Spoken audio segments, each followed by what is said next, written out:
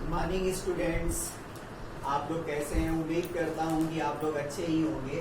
Lockdown period में हम लोग घर से ही पढ़ाई कर रहे हैं, तो आप सभी का ब्राइट रामानुजन क्लासेस में स्वागत है। मैं Anuj Kumar Shukla, NCERT exercise 9.4 class 12 application of derivative में एप्लीकेशन ऑफ डिफरेंशियल इक्वेशन में जो ये एक्सरसाइज है, तो एप्लीकेशन ऑफ डिफरेंशियल इक्वेशन से रिलेटेड ये क्वेश्चन है और इसको हम लोग को सॉल्व करना है। चलिए आप मेरे साथ बने रहिए। क्वेश्चन है the volume of spherical balloon being inflated changes at a constant rate. Balloon है वो क्या हो रहा है, ब्लो हो रहा है, उसमें इन्फ्लेशन हो रहा है, चेंज हो रहा है, उसमें क्या कांस्टेंट रेट से उसमें उसका जो वॉल्यूम है वो कांस्टेंट रेट से चेंज हो रहा है। Change in volume is constant if initially its radius is 3 units and after 3 seconds its radius is 6 units. Find the radius of balloon after T second. जब हम उसमें एयर फिल कर रहे हैं तो आफ्टर टी सेकेंड बाद radius उसकी कितनी हो जाएगी बच्चों, वो फाइंड करना है। तो बच्चों बने रहिए, बहुत अच्छी तरीके से ये क्वेश्चन आपको समझ में आ जाएगा कि किस तरीके से सॉल्व करेंगे। बच्चों अगर आप लोगों ने मेरे चैनल को अभी तक सब्सक्राइब नहीं किया है तो कृपया कर लीजिए और बेल आइकन को दबा दीजिए, प्रेस कर दीजिए और लाइक कर दीजिए और शेयर कर दीजिए, जिससे ज्यादा से ज्यादा लोग, ज्यादा से ज्यादा स्टूडेंट्स मेरे इस चैनल का लाभ ले सकें। तो बच्चों क्वेश्चन में क्या है, वॉल्यूम ऑफ स्फीरिकल बैलून। तो इस वॉल्यूम ऑफ स्फीयर क्या होता है, volume of sphere, volume of sphere क्या होता है, volume of sphere equal to 4/3 pi are cube. Volume of sphere होता है 4/3 पाई आर क्यूब। तो बच्चों उसके वॉल्यूम में क्या हो रहा है, चेंज आ रहा है। जैसे ही आप एयर फिल कर रहे हो तो ये क्या हो रहा है, इंक्रीज हो रहा है उसका वॉल्यूम। तो ऐसा जब आप कर रहे हो, एयर फिल कर रहे हो, तो टाइम के रिस्पेक्ट में उसका वॉल्यूम चेंज हो रहा है। तो चेंज इन वॉल्यूम, वॉल्यूम में चेंजमेंट आया कब, जब टाइम में चेंज हुआ, टाइम चेंज हुआ तो उसका वॉल्यूम में चेंज हुआ। और वो बोल रहे हैं change in volume is constant. ये वॉल्यूम क्या है, वॉल्यूम जो वॉल्यूम में चेंजमेंट हुआ है वो कांस्टेंट है। और वॉल्यूम तो हम लोग क्या करें, इसको डिफरेंशिएट करें। वॉल्यूम कितना है, 4/3 पाई आर क्यूब। ये क्या है, कांस्टेंट है, वॉल्यूम में चेंजमेंट है। स्फीरिकल है तो स्फीयर का वॉल्यूम होता है 4/3 पाई आर क्यूब। तो बच्चों हम लोग यहाँ पर 4/3 पाई को बाहर कर लेंगे और यहाँ पर d/dr कर लेंगे। तो d/dr आर क्यूब और r को t के रिस्पेक्ट में करेंगे तो dr इक्वल टू k हो जाएगा। अब बच्चों r क्यूब का जो डिफरेंशिएशन होगा वो 4/3 pi into 3r² into dr by dt हो जाएगा और इक्वल टू k हो जाएगा। तो बच्चों 3 से 3 कैंसिल हो गया, तो ये हो गया 4 pi r² dr by dt equal to k। 4 pi r² dr by dt equal to k हो गया। अब बच्चों क्या है, चेंज इन वॉल्यूम था dv/dt। तो हम लोग यहाँ पर फर्स्ट में यहाँ पर रिप्लेस करेंगे, k की वैल्यू को रिप्लेस करेंगे। k की जगह हम लोग पुट कर देंगे dv/dt।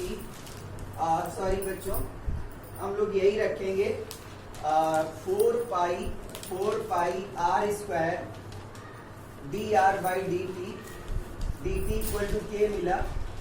हम लोग क्या करेंगे, t को उधर ट्रांसफर कर देंगे तो 4 pi r² dr, 4 pi r² dr equal to k d t हो जाएगा। बच्चों क्या था, हमें रेडियस फाइंड करनी थी। कब? जब टाइम आफ्टर टी सेकेंड के बाद हमें रेडियस फाइंड करनी है, तो हम आर और टी में एक रिलेशनशिप फाइंड करेंगे। वॉल्यूम से कोई अब यहाँ पर वॉल्यूम्स नहीं फाइंड करना था, हमें ये कंडीशन दी गई थी कि वो उसका वॉल्यूम जो उसका वॉल्यूम में चेंजमेंट हो रहा है वो कांस्टेंट है।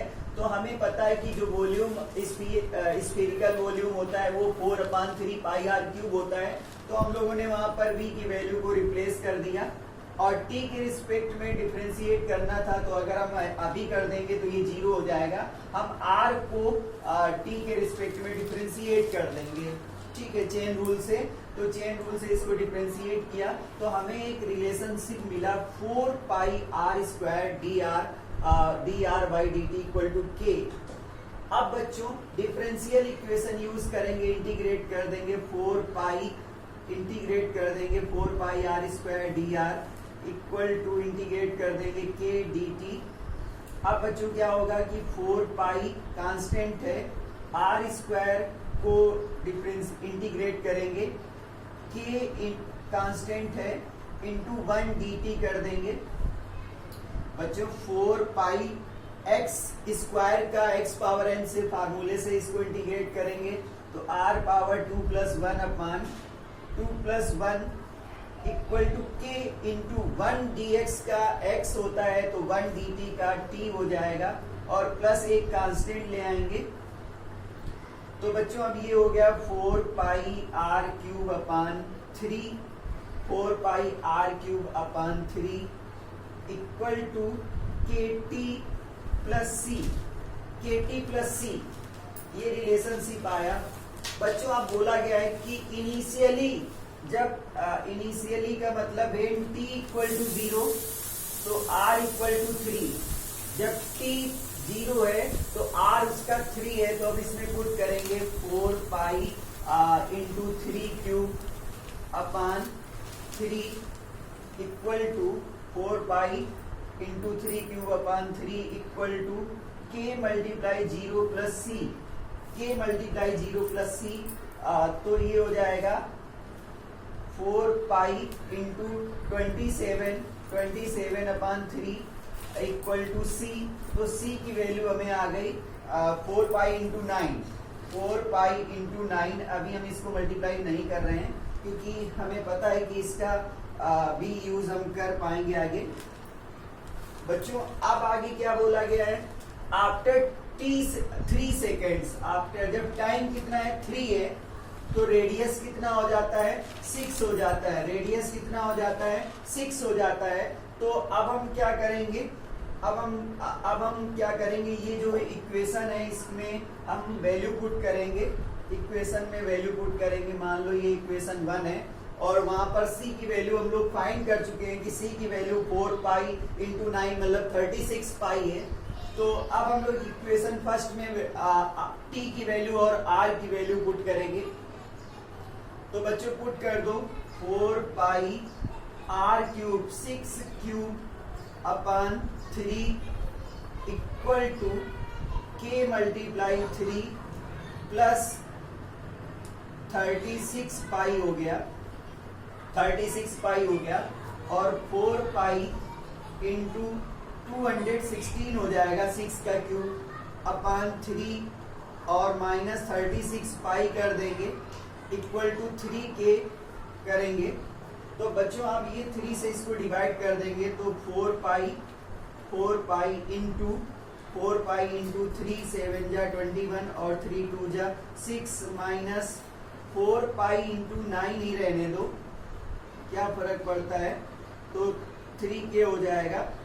तो इसमें हमें कॉमन मिल गया 4 पाई इंटू 9, तो यहाँ पे क्या बचा 9 8 जा 72 माइनस 1 और इक्वल टू 3k बचा बच्चों। तो यहाँ पर 3 से इसको डिवाइड कर देंगे तो ये 12 pi into 7 equal to k आ गया। तो k की वैल्यू कितनी आ गई 84 पाई आ गई, k की वैल्यू 84 पाई आ गई। बच्चों अब हम लोग क्या करेंगे, इक्वेशन फर्स्ट में c की और k की वैल्यू पुट कर देंगे। सी और के की वैल्यू पुट कर देंगे तो कितना हो जाएगा 4 pi are cube upon 3 equal to 4 pi are cube upon 3 equal to k की वैल्यू है t 4 pi into t plus c की वैल्यू है 36 पाई। तो बच्चों अब क्या है कि इसमें हमें कॉमन मिल रहा है 4 पाई, तो 4 पाई कॉमन ले लेंगे। 4 pi are cube upon 3 equal to 4 pi common ले लेंगे तो हमें क्या मिलेगा, 4 से इसको डिवाइड किया तो 4 2 जा 8 21t प्लस कितना हो जाएगा यहाँ पर 9 हो जाएगा, 21t प्लस 9 हो जाएगा। और बच्चों 4 पाई से 4 पाई कैंसिल हो गया। अब बच्चों हम इसमें क्या करेंगे, क्रॉस मल्टीप्लाई कर देंगे। क्रॉस मल्टीप्लाई किया तो हमें क्या मिला, r cube upon 3 equal to 21t plus 9 मिला। तो R इक्वल टू कितना हो जाएगा, R इक्वल टू हो जाएगा 3 मल्टीप्लाई 21t प्लस 9 हो जाएगा R क्यूब इक्वल टू। अब बच्चों क्या है, 3 से मल्टीप्लाई कर दें तो R क्यूब इक्वल टू हो गया 63t प्लस 27। बच्चों अब बोथ साइड का क्यूब रूट ले लेंगे तो R इक्वल टू हमें मिलेगा cube root of 63t plus 27। तो यही बच्चों आंसर है।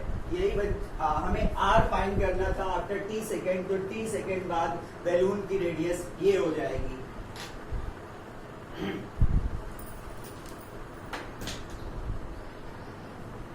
आइए बच्चों, स्वागत है फिर से। क्वेश्चन नंबर 20 को समझते हैं। In a bank principal increases continuously. Principal क्या हो रहा है, इंक्रीज कर रहा है at the rate of R% की रेट से प्रिंसिपल इंक्रीज कर रहा है per year. Find the value of R rate find करना है। R is if ₹100 double itself in 10 year. 10 year में प्रिंसिपल डबल हो जाता है तो हमें वैल्यू ऑफ R फाइंड करना है। तो बच्चों क्या हो रहा है कि लेट कर लें, let the principal be y rupees, principal be rupees y. Principal क्या है, वाई है। तो वाई में क्या हो रहा है, चेंजमेंट हो रहा है। किसके रिस्पेक्ट में, टाइम के रिस्पेक्ट में वाई में चेंजमेंट हो रहा है बच्चों। वाई में चेंजमेंट हो रहा है टाइम के रिस्पेक्ट में। किस तरीके से हो रहा है कि R% of y, R% of y, rate का R% चेंजमेंट आता है। तो dy by dt क्या हो जाएगा, dy by dt हो जाएगा R/100 y, R/100 y। तो बच्चों अब क्या करेंगे, y को इधर लाएंगे, 1/y dy हो जाएगा और इक्वल टू R/100 dt हो जाएगा। अब हम लोग डिफरेंशियल इक्वेशन यूज करेंगे इसको सॉल्व करने के लिए। तो इंटीग्रेट कर देंगे 1/y dy equal to R/100 क्या है, कांस्टेंट है t के लिए। तो यहाँ पर क्या हो जाएगा, 1 dt हो जाएगा, 1 dt। 1/y का बच्चों आपको पता है कि log y बेस e होगा, log y बेस e होगा और R/100 इंटू 1 dt का t हो जाएगा और प्लस c हो जाएगा, t प्लस c हो जाएगा। तो बच्चों हमें ये रिजल्ट मिला, हम लोग को मिला log y equal to log y base equal to R/100 RT/100 plus c। बच्चों ये रिजल्ट मिला। बच्चों आपको एक चीज बता दे, जैसे ही log में ऐसा कुछ लिखा हो कि log b base a equal to c लिखा हो तो हम लोग क्या लिखते हैं, इसको b equal to a power c लिख देते हैं। b equal to a power c मतलब ये जो वैल्यू है इधर और बेस को इधर ले आए। तो यहाँ पर बेस कितना है, e है, बेस कितना है, e है और इसमें ये पावर में आ जाएगा तो y इक्वल टू क्या हो जाएगा, y को यहाँ छोड़ देंगे, b को इधर लेफ्ट हैंड में रखेंगे और a वहां पर एक्सपोनेंट का बेस हो जाएगा और c वहां पर एक्सपोनेंट हो जाएगा। तो बेस कितना है, e है और पावर में कितना हो जाएगा r इंटू टी अपान 100 और प्लस c हो जाएगा। बच्चों ये इक्वेशन नंबर फर्स्ट हो गई। इस तरीके से इसको लिखना सीख लीजिए क्योंकि इंटीग्रेशन के चैप्टर में कई बार ऐसे क्वेश्चंस मिलेंगे हमें। तो हम log b base a equal to c को हम लोग b equal to a power c लिखते हैं। चलिए बच्चों क्वेश्चन को समझते हैं। इनिशियली प्रिंसिपल कितना था, 100 था। व्हेन जब हम लोगों ने बैंक में पैसा डिपॉजिट किया तो उस समय टाइम 0 था, तो हम लोगों ने principal y equal to 100 deposit किया था। तो यहाँ पर कितना है 100 equal to e power r multiply 0 upon 100 plus c r multiply 0 upon 100 plus c।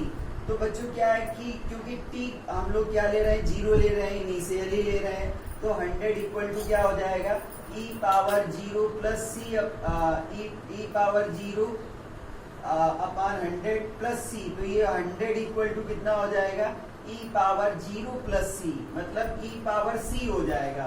तो बच्चों हमें कहीं भी अगर e पावर c मिलता है तो हम लोग क्या करेंगे 100 पुट कर देंगे।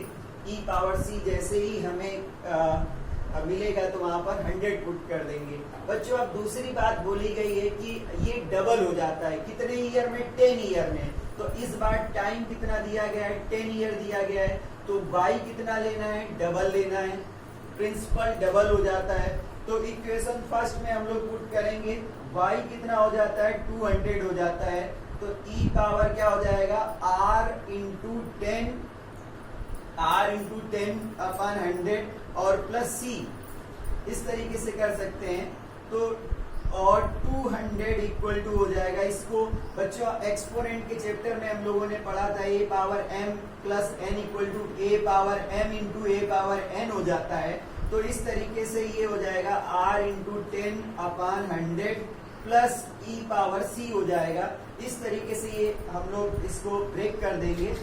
अब बच्चों e पावर c का इक्वेशन 2 से हमें वैल्यू पता है, तो 200 इक्वल टू क्या हो जाएगा e पावर 10 से ये कट जाएगा, e पावर r अपान 10 और प्लस e पावर c की वैल्यू 100 है।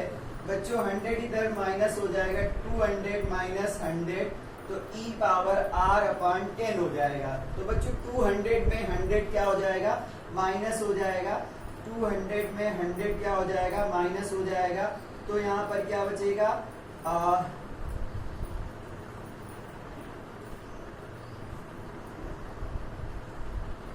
बच्चों एक बार हम भी चेक करेंगे।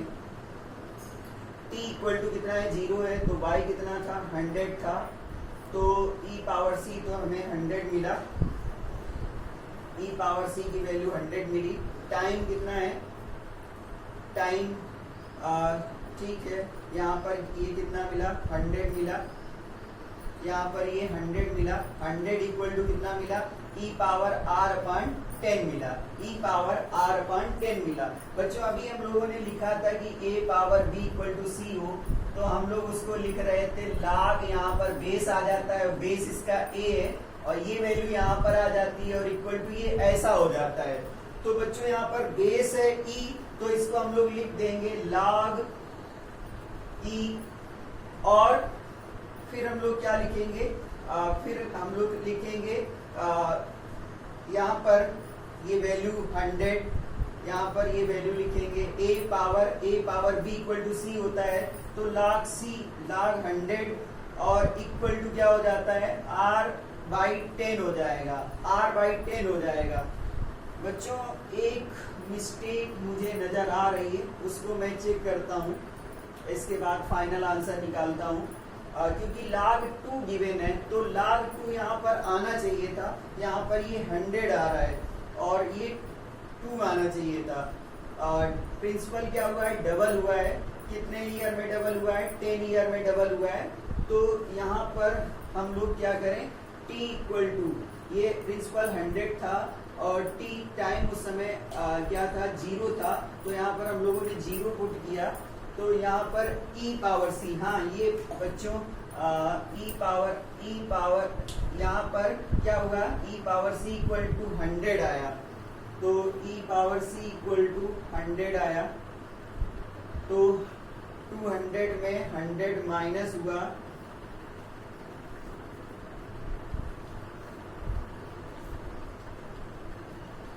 बच्चों log 100 की वैल्यू तो 2 होती है।